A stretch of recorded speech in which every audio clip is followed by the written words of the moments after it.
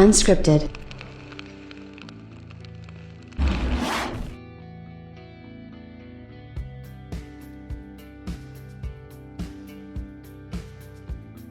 I'm sure some of you probably knew that this video was going to be coming because, again, I've always said that the PlayStation 5 not only was punching above its weight, but it was doing exactly what head architect Mark Cerny said that it would do right from the start, which is perform very well. And he also mentioned that things like T-flops and compute units weren't really an accurate way to sort of go out there and try to compare the PlayStation 5 to other consoles or anything. It's really very, very interesting exactly what's going on with sort of the situation with Sony and things like that. And, I do got to say that this is one of those interesting times where I think a lot of people might actually say, hey, you know what, CG's right here. And I mean, let's face it, I'm right a lot of the time anyway, but people really have a problem with sort of really kind of admitting that I'm right or that I've ever been right. And for some reason, like, I never really understood why. It's like, you know what, it's okay though. It's okay. That's one of those things that, I'll get over or whatever. But it is a very interesting stuff.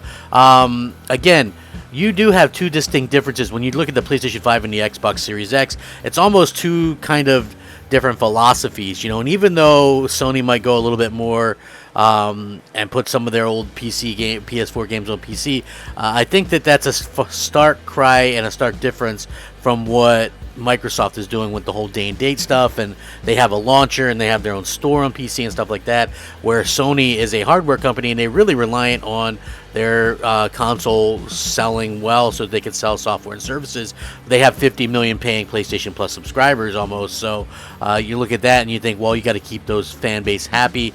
Putting all your content on PC where they don't have to pay to play online and all this kind of stuff probably isn't the best way to do that. So I'm sure that Sony is very aware of that, given the fact that they even paid to keep Final Fantasy VII Remake off of PC for at least a year. So they know the importance of spacing things out, and I think that that's going to be probably a pretty major difference going forward. Now, when it comes to performance, we were told time and time again that the Xbox Series X would absolutely, quote-unquote, obliterate the PlayStation 5 in terms of performance on, quote-unquote, every game.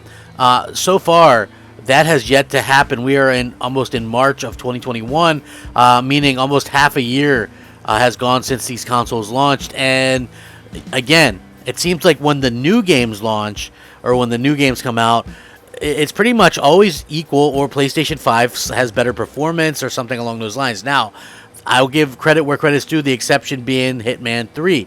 The funny thing is the PlayStation 5 isn't as well equipped to do like the old game updates and stuff like that the way that Xbox is. So Xbox tends to, like, when they go and they patch quote-unquote old games, I believe it's easier to patch the Xbox Series over the PlayStation Series, and that has nothing to do with which one's like more powerful or anything like that. I just think that it's easier. I believe I also read where developers said that in order to patch like 120 frames per second mode into a PlayStation 4 version of a game, you have to completely kind of rewrite some of the code and stuff. Not so much the case on the Xbox side of things. So when new games come out, and again, we've been kind of, I guess, a little bit thirsty for new games. We are in the middle of a pandemic and everything like that, so it can be a little bit excused.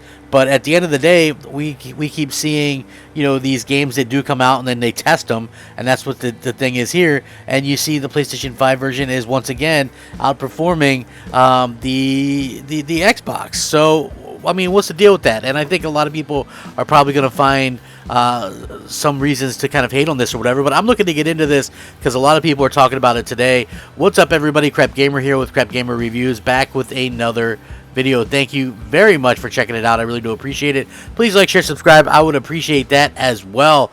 You guys really rock, and a simple way to help out a crappy channel like mine is a like. That goes a long way, and it means a lot to me personally. Again, shout out to all the old subscribers, new subscribers, and everybody in between. I absolutely adore you. I think you're the best.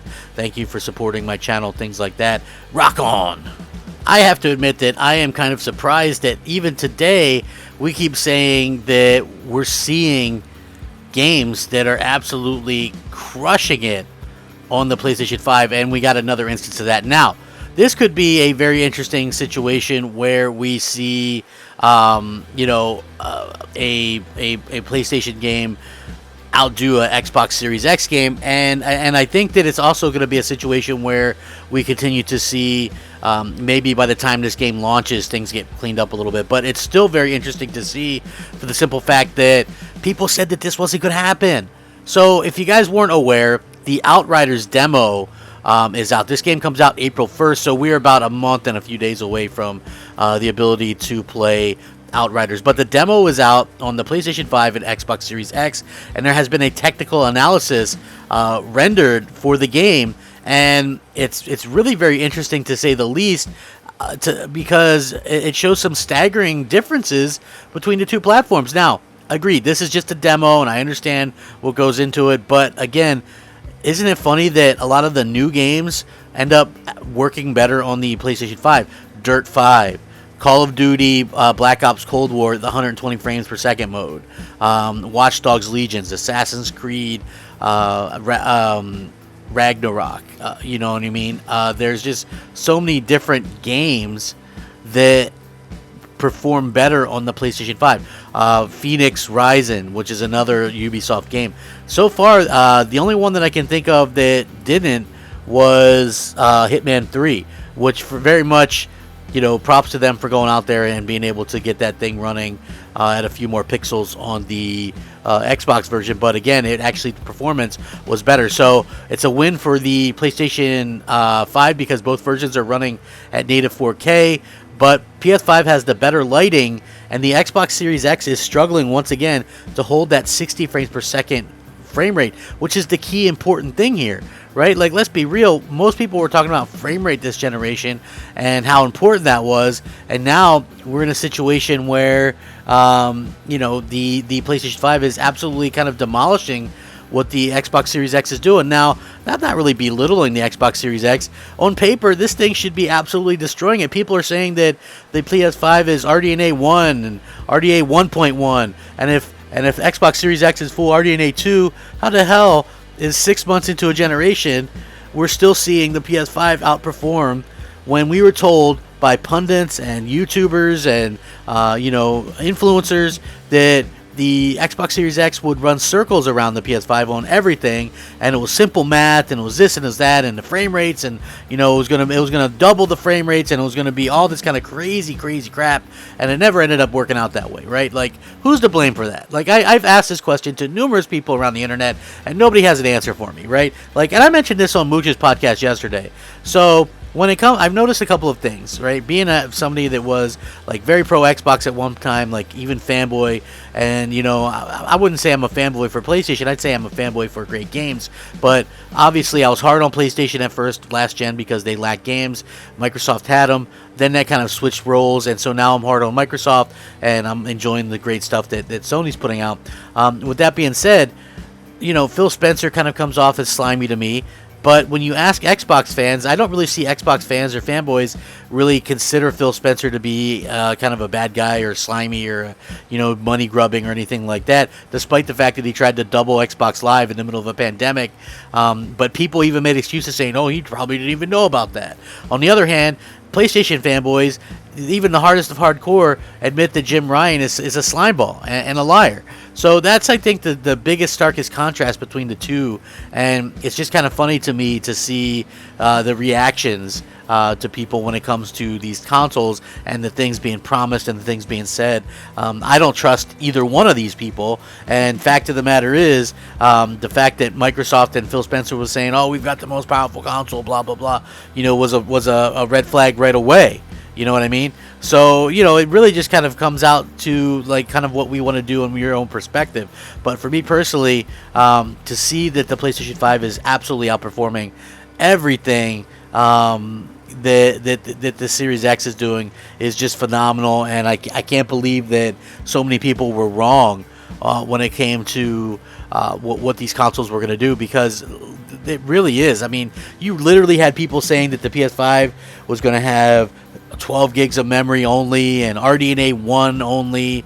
You know, when we have factual proof that it does have RDNA 2, but it also has custom stuff, just like the Xbox, by the way, just like the Xbox.